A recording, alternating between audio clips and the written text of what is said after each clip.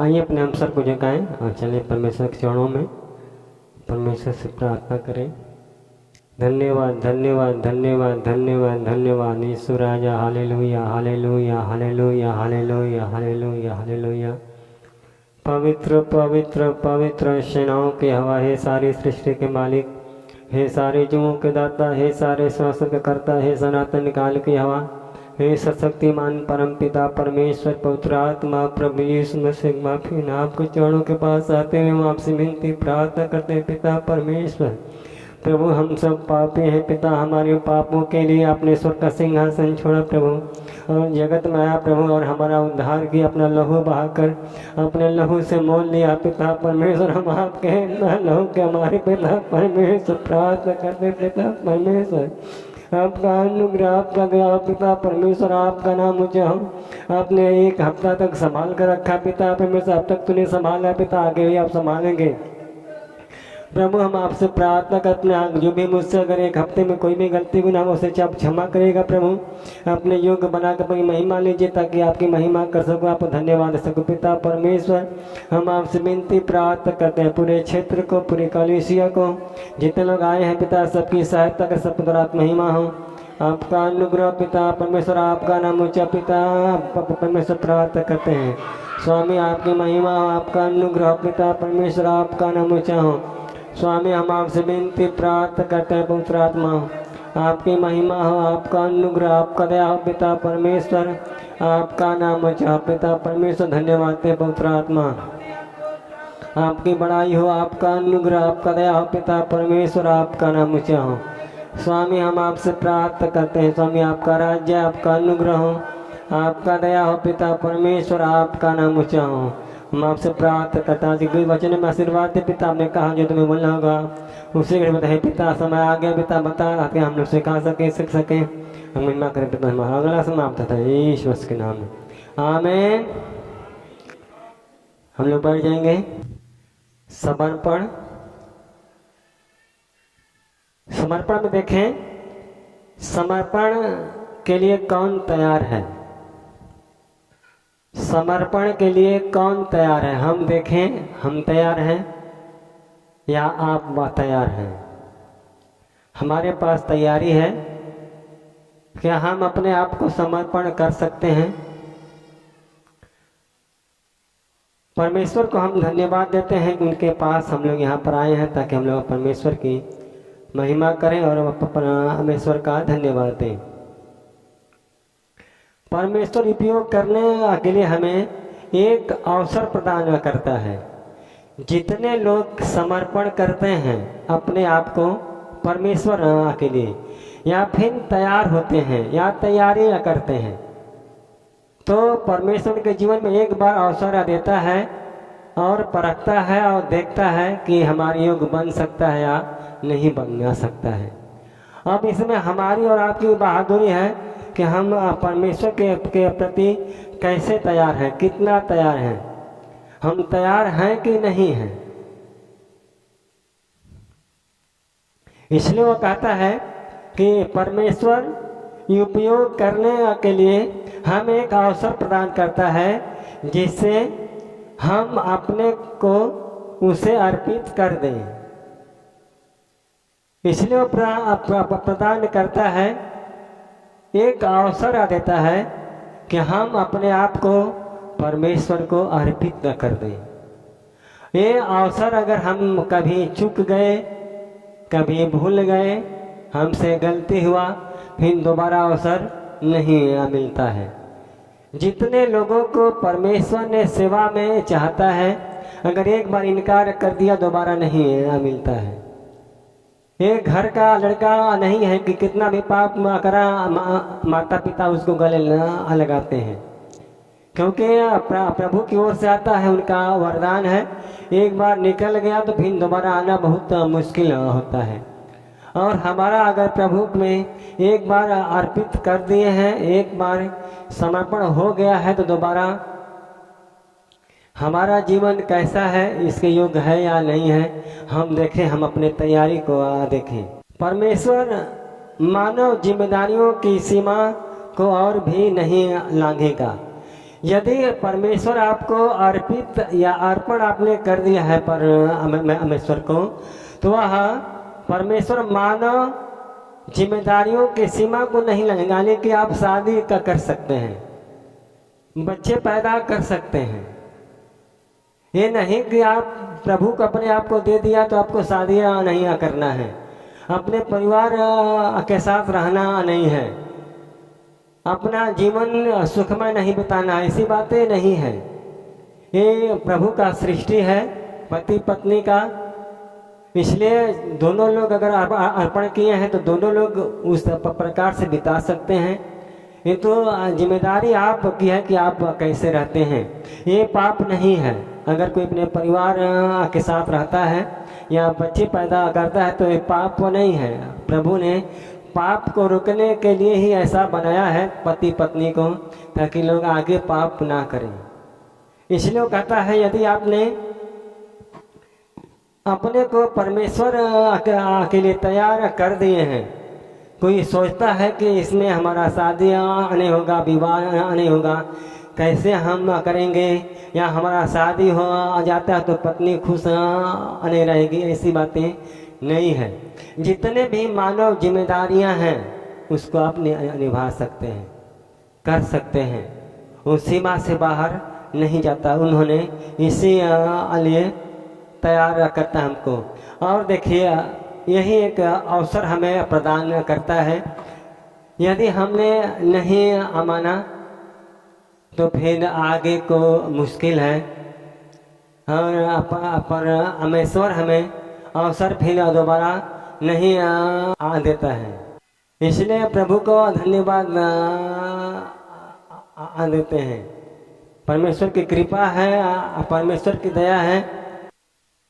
अब देखिए, अब बात है समर्पण के लिए तैयार। अब समर्पण के लिए तैयार, और हमारी तैयारी देखिए, तैयारी हमारी कैसी है। आज प्रभु से हम इसी लिए दूर हैं क्योंकि हमें किसी के कानून का, नियम का परवाह नहीं है। हमारा अगुआ क्या करता है, परमेश्वर उनके जीवन से कौन सा नियम लगाया है और कैसे चलाना चाहता है, हमें कोई इसका फर्क नहीं है। हम लोग अपने में मस्त हैं, हम किसी से कम नहीं। आज यही जिम्मेदारी हमें दूर करते हैं। आज शैतान का नाम कैसे आ पड़ा? इब्लीस परमेश्वर के पास था, उनके साथ रहता था, उनके काम में हाथ बटाता था, लेकिन खाली छोटी सी बात पर उन्होंने अपने आप को अलग कर दिया। उस समय इतना शिक्षा नहीं था, लेकिन आज तो शिक्षा है। हर घर में बाइबल, हर एक लोगों के पास बाइबल, हर एक लोगों के पास परमेश्वर ने कलीसिया दिया, अगुआ दिया है। लोग वचन सुन सकते हैं, वचन जान आ सकते हैं, सीख आ सकते हैं, लेकिन फिर भी हम अभी तक नहीं सुधरे हैं। यही है हमारा समर्पण के लिए तैयारी। मालूम बाइबल कहती है समर्पण इच्छा का एक कार्य है। समर्पण इच्छा का एक कार्य। हमारी इच्छा में क्या है? क्या हम चाहते हैं कि हमारे जीवन से प्रभु का राज्य बढ़े, हमारे जीवन से प्रभु की उन्नति हो, कलीसिया की उन्नति हो, कि डाह भरा है, कूड़ भरा है? कैसे बढ़ेगा? क्यों बढ़ेगा? हम क्यों जाएं? हम क्यों समय दें? हमको क्या फायदा है बढ़ने से? ये क्या है? शैतान हमारे मन में विचार डाल देने कि हम तैयार नहीं हैं। समर्पण हमारा सही या नहीं है, हमारे मन में कूड़ा भरा है, डाह भरा है कि प्रभु का राज्य बढ़ जाएगा तो हमको क्या है, उससे लाभ क्या है? अब तो प्रभु जानता है किसको चुनेगा, किसको नहीं चुनेगा, किसको इस्तेमाल करेगा, किसको इस्तेमाल नहीं करेगा, वो तो जानता है। अगुआ का काम है चलाने का, उसके बाद फिर प्रभु अगर कुछ कहता है कि इनको अपने साथ रख ले तो आदमी रख लेता है, बाकी काम फिर चलते रहता है। ये मनुष्य कोई भी अपने मन से ना नहीं काम करता, किसी को तेज देखकर, किसी को पढ़ा लिखा देखकर, किसी को सुंदर देखकर नहीं चुनता है। परमेश्वर चुनता है, चाहे आप कैसे भी हो, लेकिन आपके अंदर परमेश्वर के लिए जगह है, परमेश्वर के कार्य के लिए आप तैयार हैं। इसलिए कहता है मुझे एक निर्णय करना अवश्य है। जितने लोग समर्पण के लिए तैयार हैं उनको एक निर्णय करना है, अपने इच्छा को अपने काबू में रखना है, तो हम समर्पण में सक्सेस हो सकते हैं। नहीं तो इनका सुनकर उनका सुनकर हम बहक आ सकते हैं और गिर आ सकते हैं। कोई उद्धार नहीं करेगा, केवल यीशु मसीह करेगा, जिसके साथ हम जुड़े हैं और जिनके साथ हम लगे हैं। प्रभु यीशु मसीह ने अच्छा किया है, अपना सामर्थ अपने पास रखा है। जब लोग मांगते हैं तब वो देता है, जब लोग मांगते हैं तभी देता है, जब लोगों की चंगाई की आवश्यकता है तभी देता है, क्योंकि वो जानता है अगर वो एक बार चंगा कर दिया तो आप अपने आप को प्रभु को नहीं जानते। साल भर 6 महीना फिर जीवन भर भी आप नहीं आ सकते हैं। फिर आपको ठोकर लगता तो याद होता है कि हमको चर्च में जाए बहुत दिन हो गया, तब फिर आप चलते हैं, क्योंकि हमने परमेश्वर की आज्ञा को तोड़ा है। उन्होंने कहा 6 दिन अपना काम काज करना और 7वां दिन अपने प्रभु यहोवा को देना। और आज हम पूरी कलीसिया जिम्मेदारी से दूर है। हर एक कलीसिया जिम्मेदारी से दूर है। 7वां दिन कितने लोग देते हैं? जो लोग समर्पण कर चुके हैं या तैयार हैं वो लोग दे सकते हैं।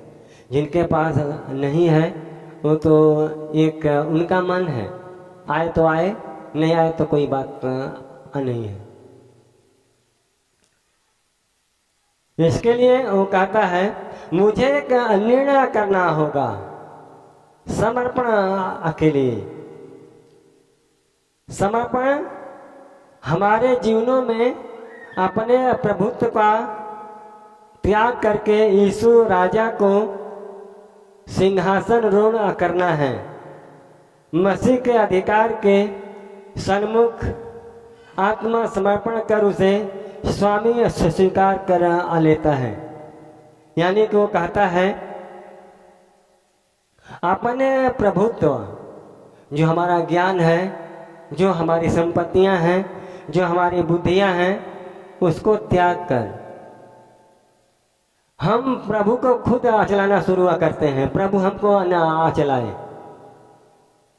आजकल के अक्सर लोग सेवक हो चाहे विश्वासी हो, प्रभु ना चलाए कोई बात नहीं है, लेकिन प्रभु को खुद चलाना चाहते हैं। प्रभु हमारे मर्जी से चलता है। लोग कहते हैं कि भगवान भक्त के बस में, तो भगवान भक्त के बस में नहीं होता है, भक्त भगवान के बस में होता है। लेकिन आजकल लोग यही बात कहते हैं। इससे क्या मतलब है कि काम हमें प्रभु से है।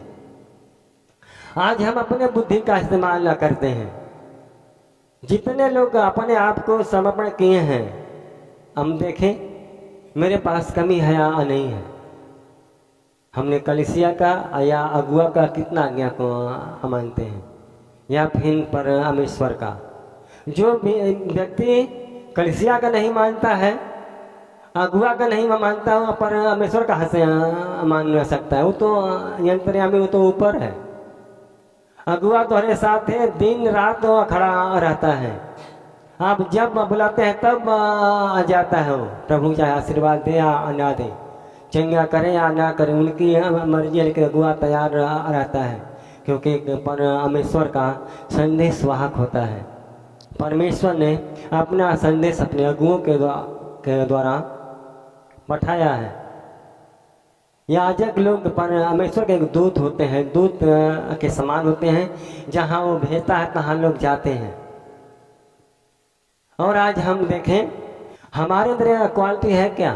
कितना लोग हमसे खुशी हैं, कितना लोग हमसे दुखी हैं। जो नहीं मानता है प्रभु को वो यीशु मसीह से दुखी है। जो लोग प्रभु यीशु मसीह को मानते हैं वो लोग खुशी हैं। वैसे ही हर एक कलीसियाओं में देखा जाए तो लोगों के समर्पण को देखना चाहिए। हम परमेश्वर के प्रति कितने समर्पित हैं। परमेश्वर को हम धन्यवाद देते हैं कि लोग कहते हैं काम चलाऊं मसीह, बस काम हमारा चलता रहे, प्रभु हमें आशीर्वाद देता रहे, बस यही लोग चाहते हैं। ये कब तक ऐसा चलता है? इसलिए अपने बुद्धि, अपने धन, अपने घमंड, अपने सब मान सम्मान को त्याग कर हमें परमेश्वर को सिंहासन रूढ़ करना है। और अहम बातें हैं कि मसीह के अधिकार के सन्मुख आत्मा समर्पण कर उसे स्वामी से स्वीकार करना चाहिए। सबको यीशु मसीह को,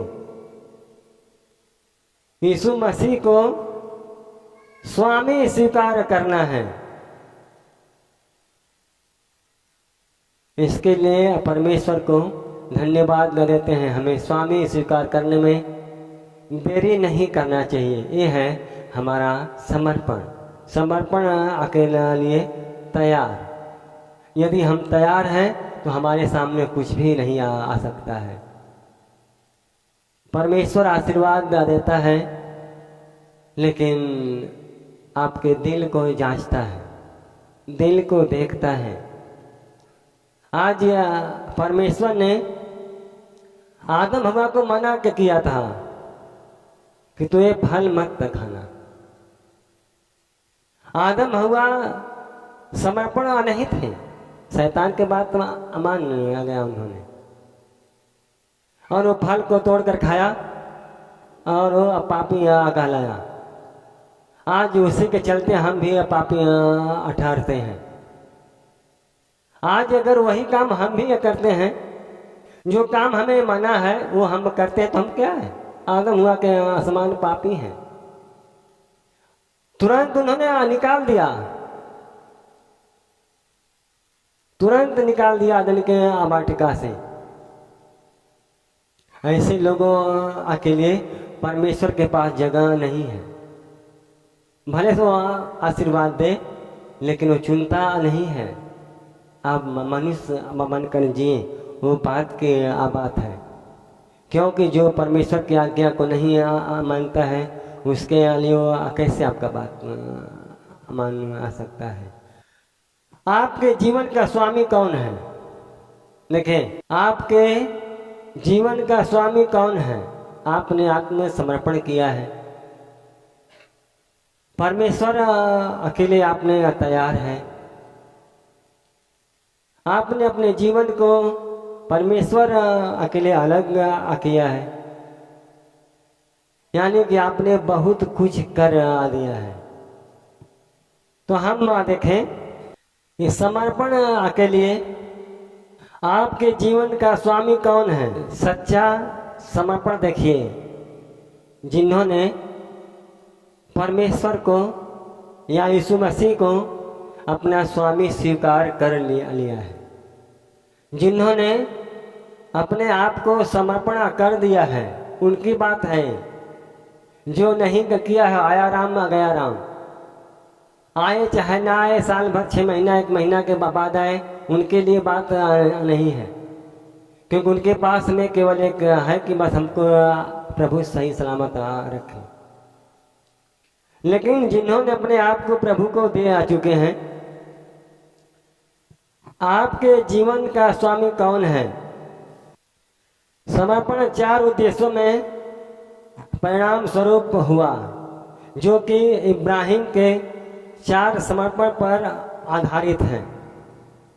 लिखे एक परमेश्वर का दास है इब्राहिम, जिसका नाम है उन्होंने अपने आप को समर्पण किया था। उन्होंने, उनके पास बच्चे नहीं थे, लेकिन फिर भी कभी भी परमेश्वर को बुरा भला नहीं कहा है।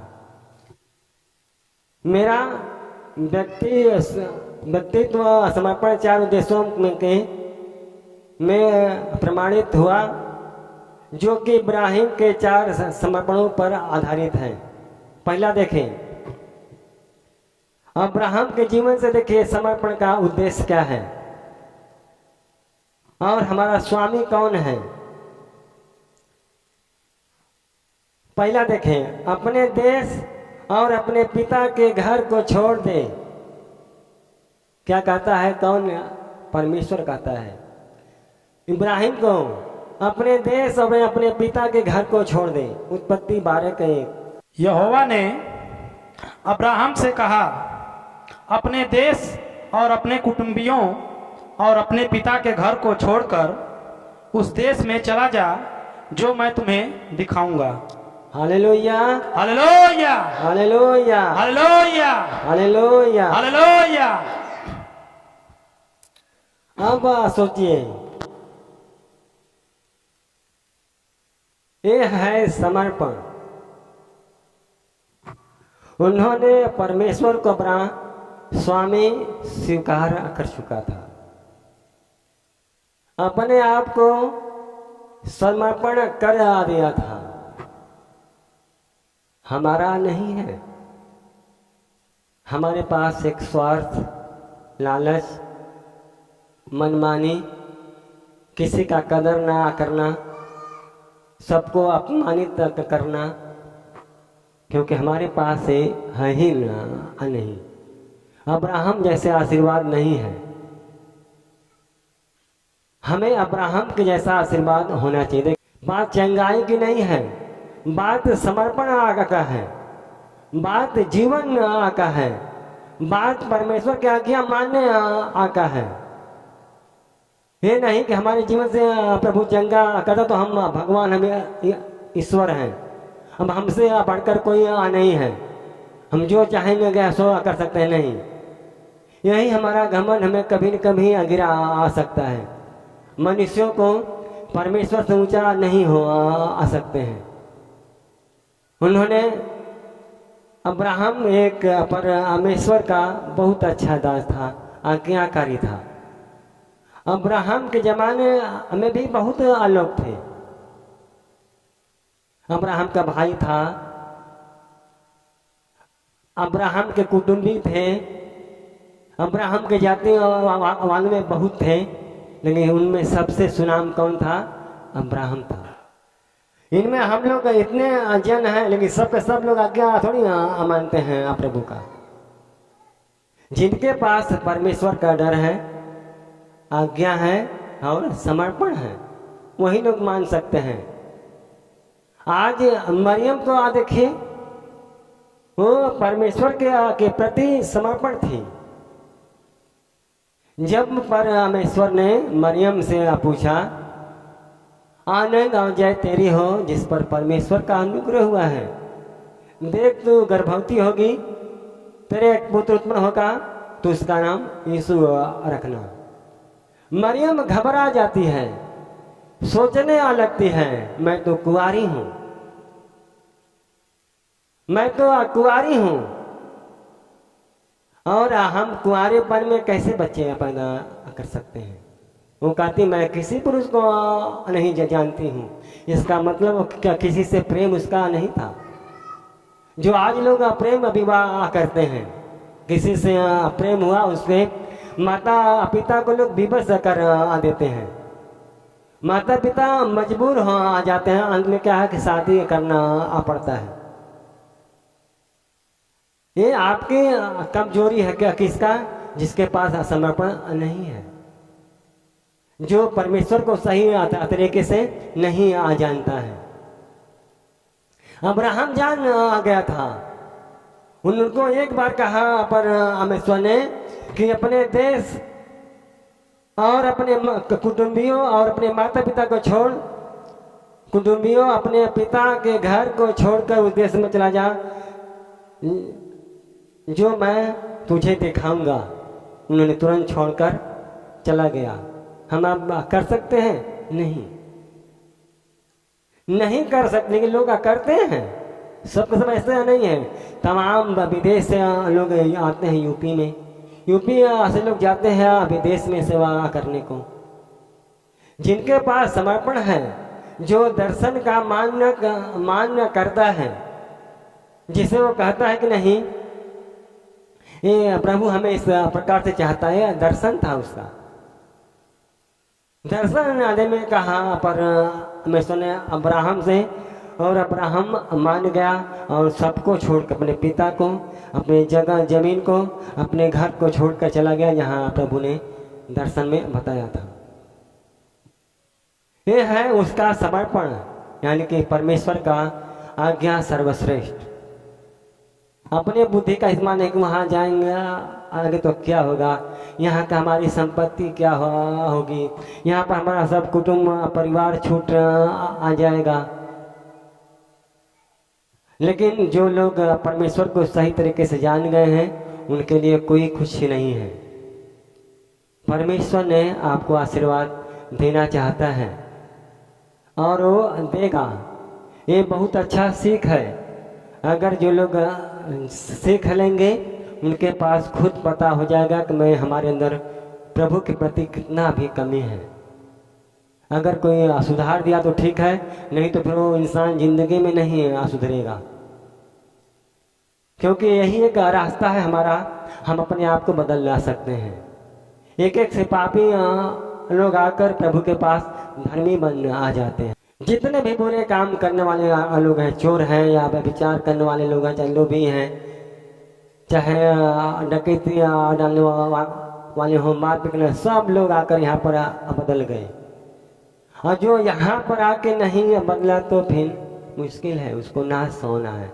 फिरौन के आज ऐसा, फिरौन को कई बार अवसर दिया प्रभु कि बदल जाए, लेकिन जो इस्राएलियों को 400 साल सताया था, उसका बदला प्रभु ने उसके पूरे समाज को, पूरे परिवार को, पूरे देश को नष्ट करके माना। हम अपने आप से होते हैं नष्ट। प्रभु हमें नहीं चाहता है, क्योंकि हमारा पूरा परिवार प्रभु का आज्ञा नहीं मानता है। आज हम धोखा खाते हैं तो अपने आप से हम खाते हैं। और दूसरा देखिए, लूत से अलग हो जाना। लूत से अलग हो जाना। उत्पत्ति 13:9।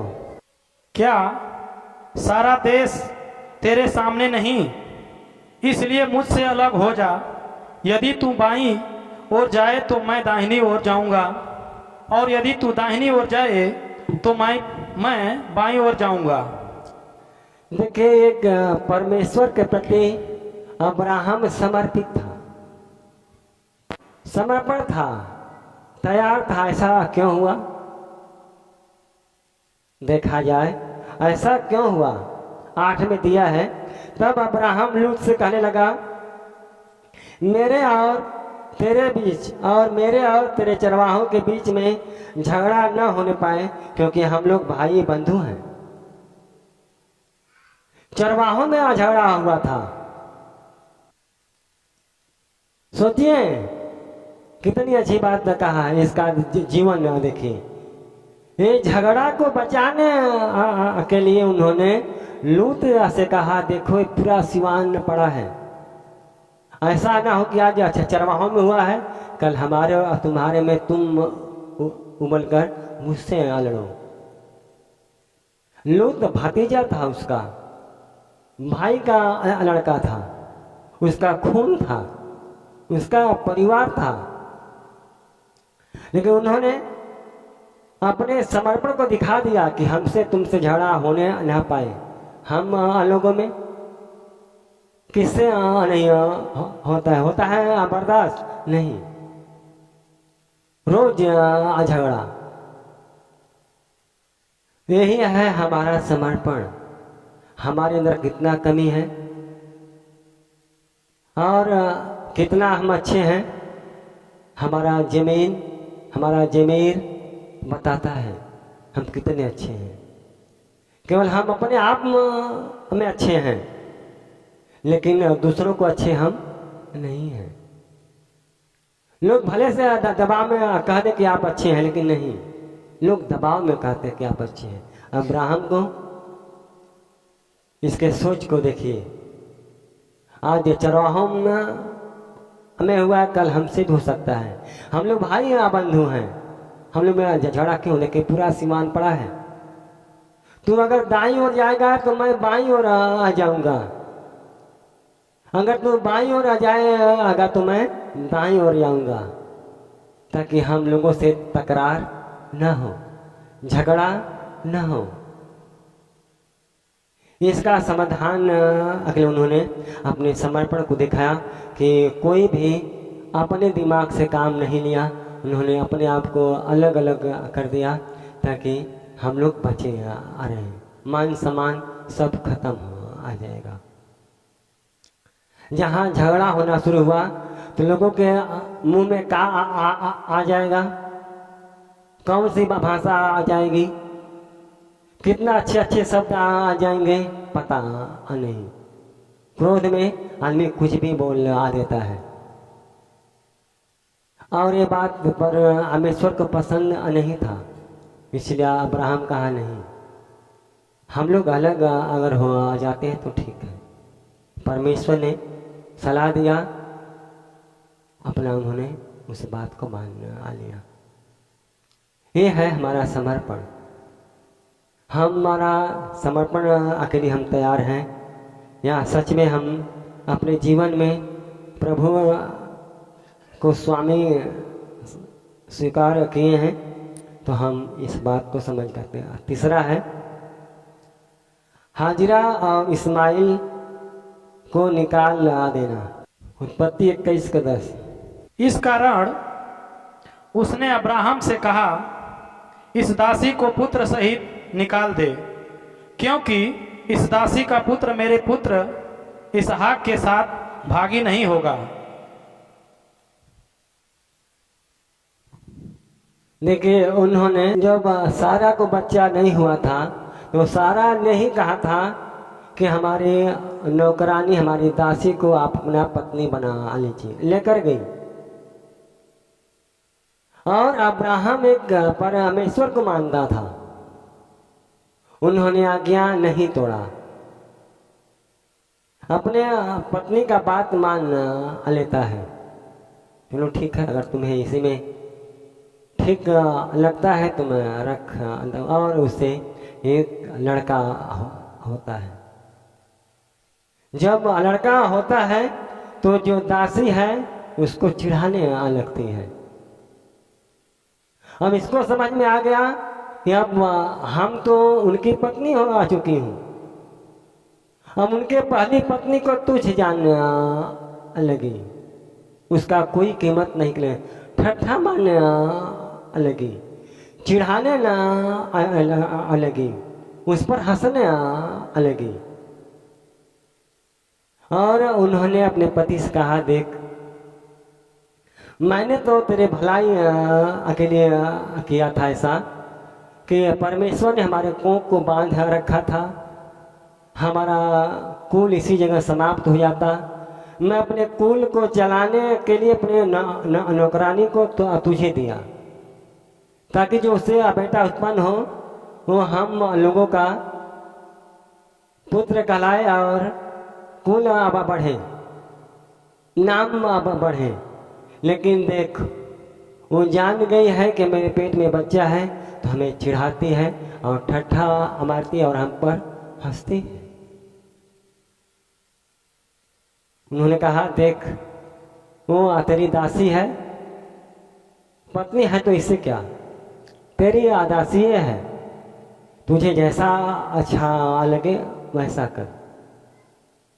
उन्होंने उसके लड़के को, इस्माइल को, और हाजिरा को, अपनी दासी को निकाल दिया। एक बार में वो बात मान गई, निकल आ गई। लेकिन परमेश्वर परीक्षा ले रहा था। ये भी एक परीक्षा था। जब निकल गया तो जब पानी सूख गया, उसके जो एक थैला था पानी का, जब लोग व्याकुल अलग हुए, व्याकुल से जब मूर्छित हुए, तब परमेश्वर का दूत उनके पास आया, कहा तुम उठो और जाओ, तुम अपने स्वामी से नाराज मत हो, चिढ़ मत, उसके पास जाओ और उसी के साथ रहो, जो कहती है उसको सुनो। तुमसे भी मैं तुमको भी आशीर्वाद देता हूँ और एक कुल बनाऊंगा। वो फिर लौट कर चली आती है, फिर अपने उसी घर में। कहाँ जाएंगे हम लोग भाग कर, कहाँ आ जाएंगे? देखिए, जो है वो सो रहेगा। हमारे तुझ जाने से और आपके तुझ जाने से कुछ नहीं होगा। परमेश्वर जानता है